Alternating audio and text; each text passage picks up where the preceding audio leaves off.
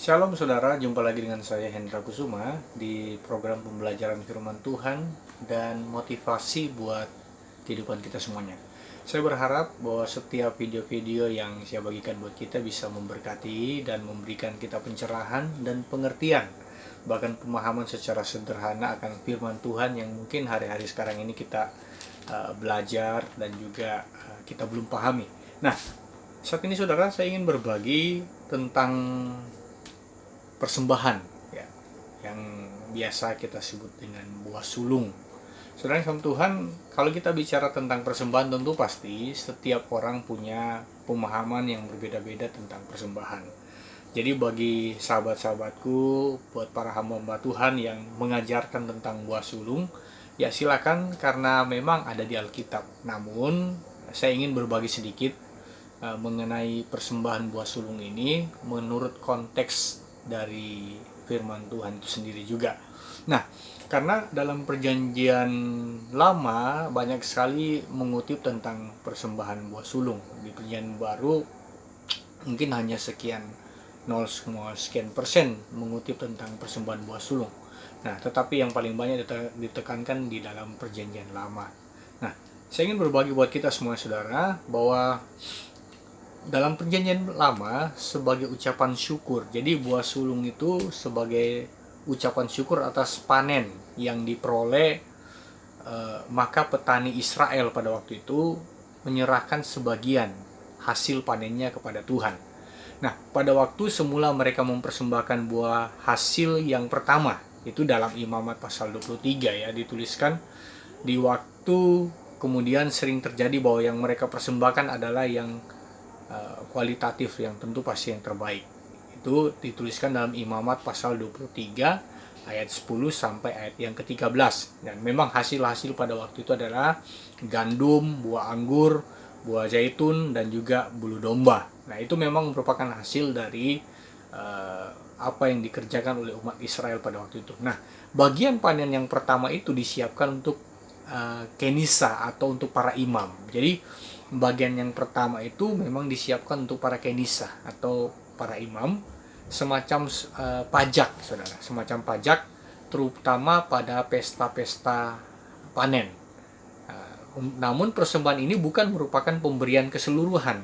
Jadi yang harus perlu saudara garis bawahi bahwa namun persembahan-persembahan yang dibawa oleh umat Israel kepada para imam waktu itu bukan secara keseluruhan hasil panen, tetapi hanya seberkas saja. Jadi Imamat 23 ayat 10 sampai 11 dan juga ayat 17. Nah, itu merupakan gambaran tentang persembahan yang diberikan. Itu dikatakan persembahan sulung mereka.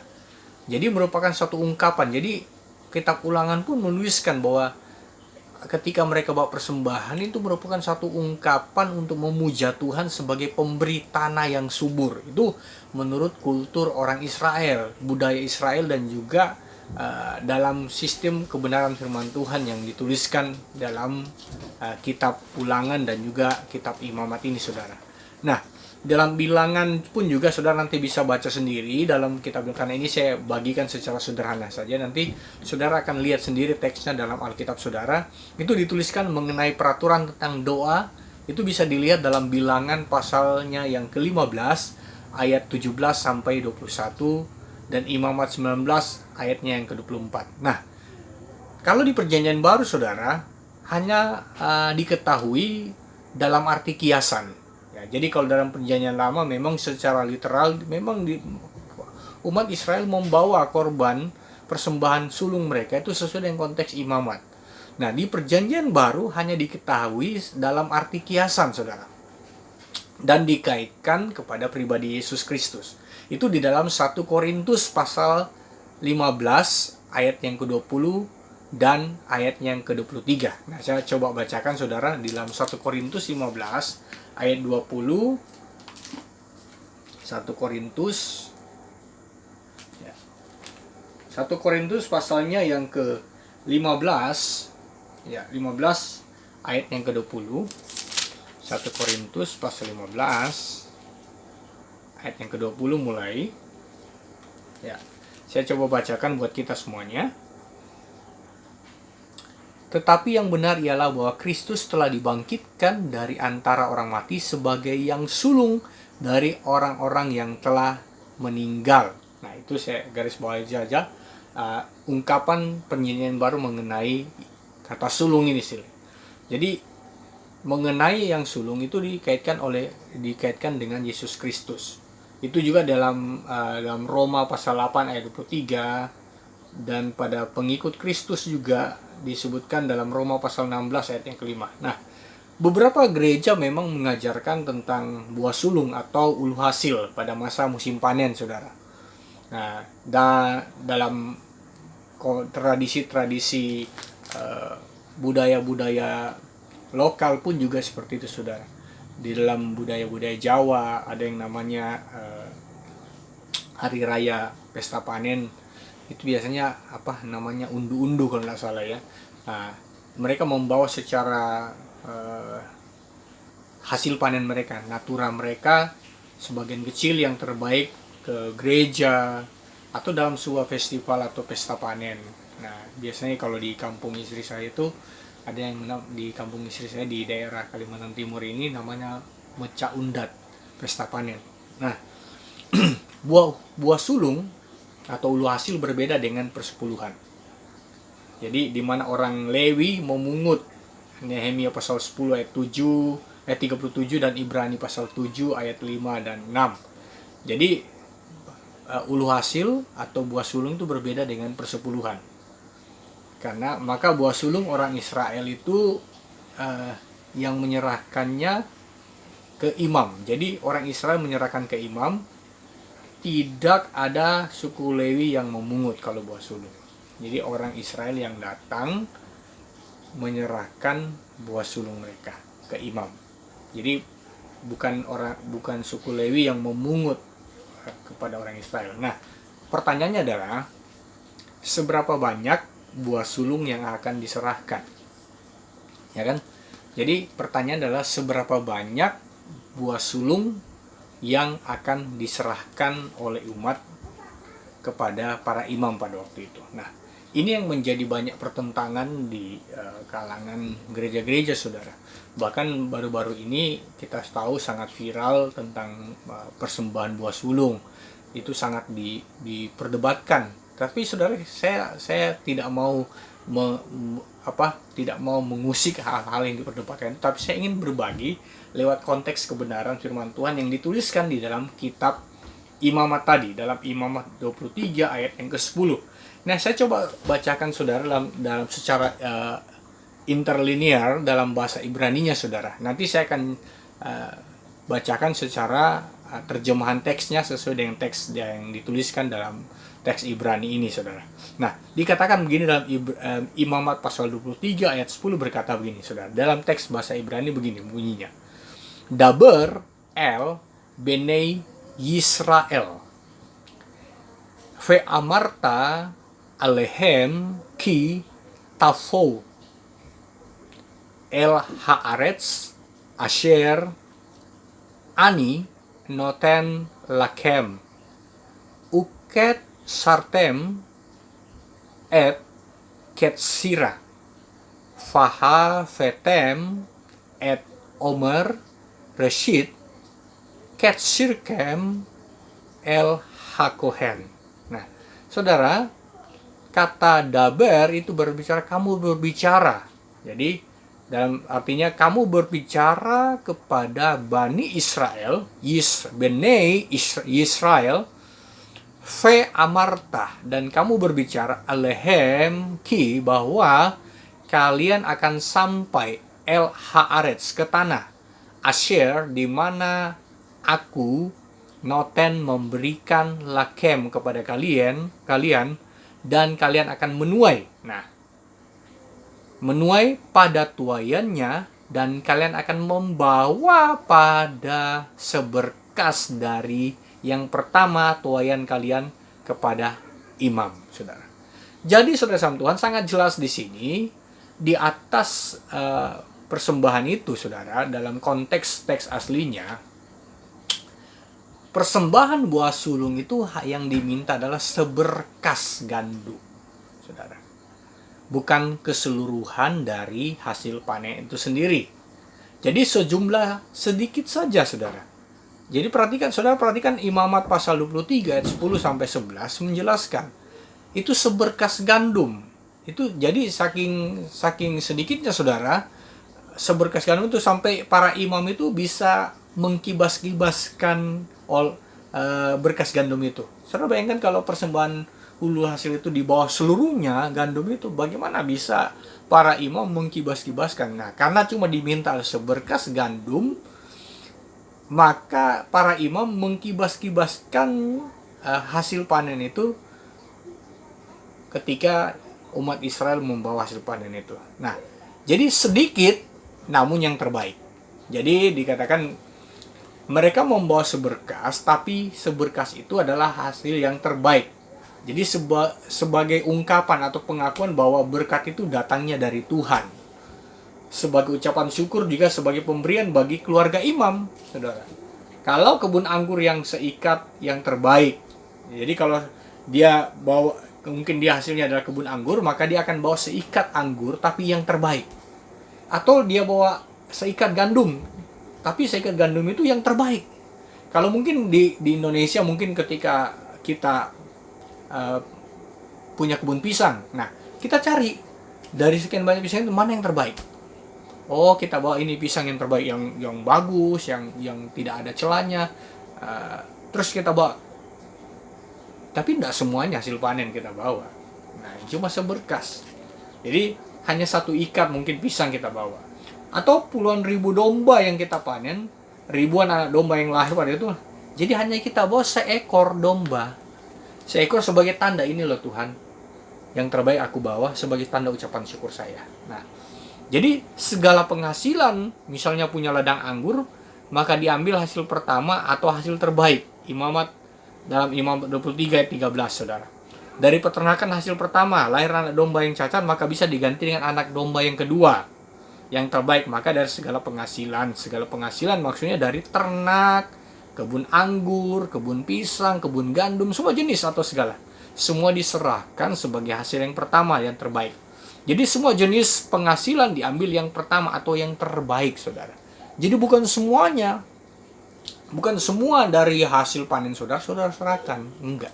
Kalau kita kembali kepada konteks kebenaran ini, menurut teks aslinya diberikan seberkas. Ya.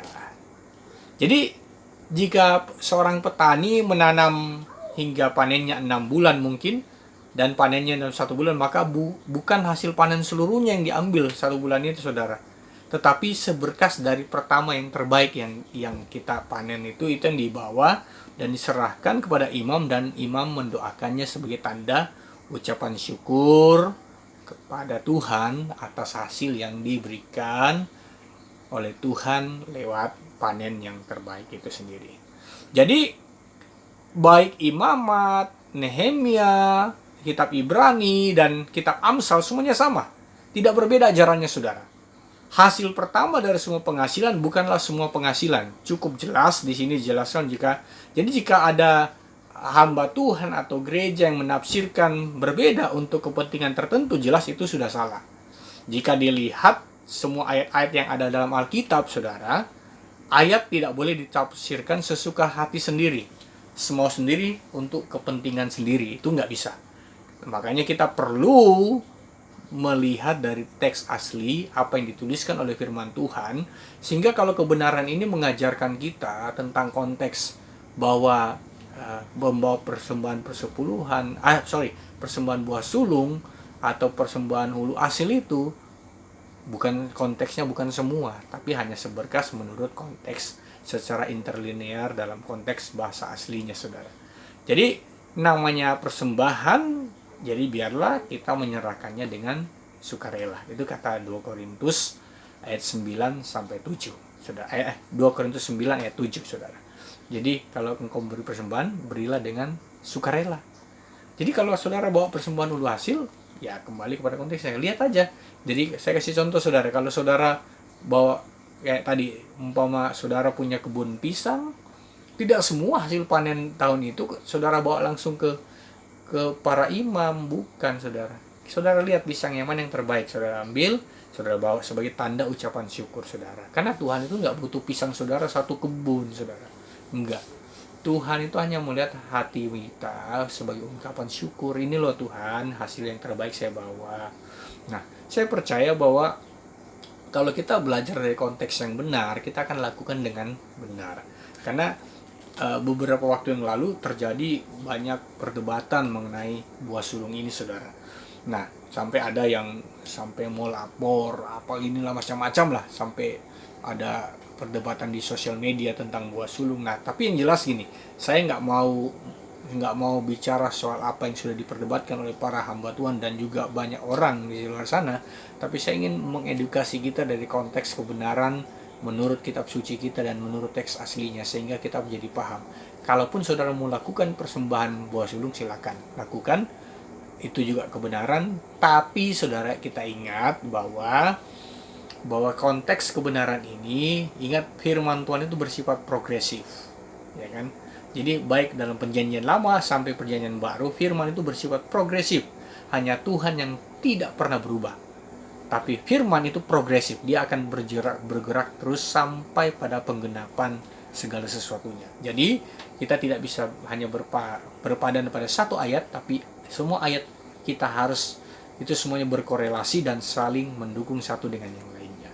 Jadi kalau kita menanamkan kebenaran ini dalam hidup kita, umpama saudara percaya, saya percaya bahwa sulung itu firman Tuhan. Ya, betul firman Tuhan, tapi lakukanlah dengan benar, ya kan? Karena Tuhan minta seperti itu. Jadi bagaimana dengan kalau saudara gajian, ya kan? Loh, kan gajian uang kita yang loh. Nah, tentu pasti ini jadi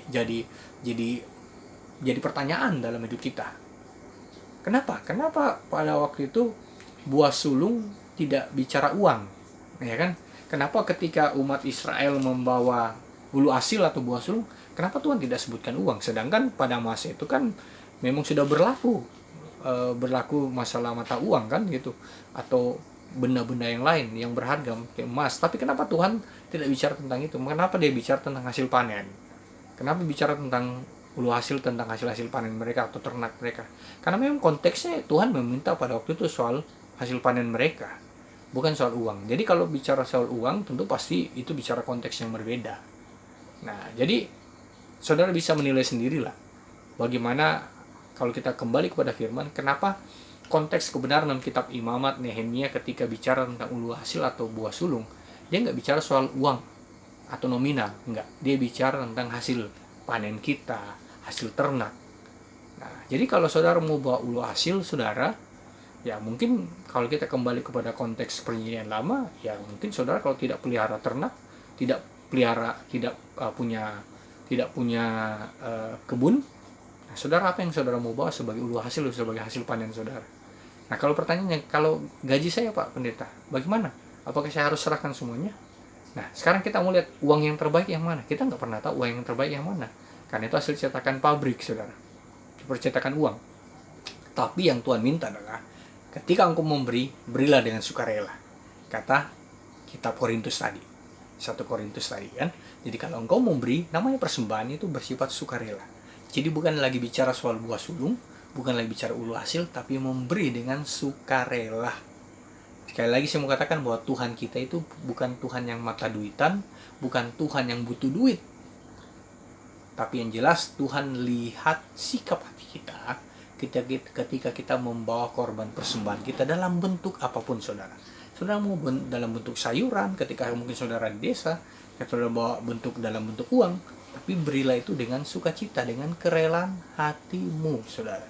Jadi bukan soal bicara buah sulung lagi kalau dalam perjanjian baru, tapi bicara tentang sikap hati kita dengan kerelaan hati kita dan memberi dengan sukacita. Kiranya lewat kebenaran ini bisa memberikan kita pencerahan. Dan kalau saudara pengen mungkin berbagi atau mungkin sharing atau komen, silakan ada di kolom komen. Silakan saudara komentar. Dan juga buat saudara yang merasa terberkati dengan video ini, saudara bisa like dan juga saudara bisa subscribe di channel ini, dan saudara bisa nyalakan loncengnya sehingga saudara bisa dapatkan notifikasi dari setiap video-video yang saya sharekan lewat channel YouTube saya. Tuhan memberkati kita semuanya. Semoga lewat kebenaran ini bisa memberikan kita pencerahan dan semakin menambah wawasan kita untuk lebih dalam lagi mengenal dan memahami akan firman Tuhan dengan cara yang sederhana. God bless you. Tuhan berkati kita semuanya.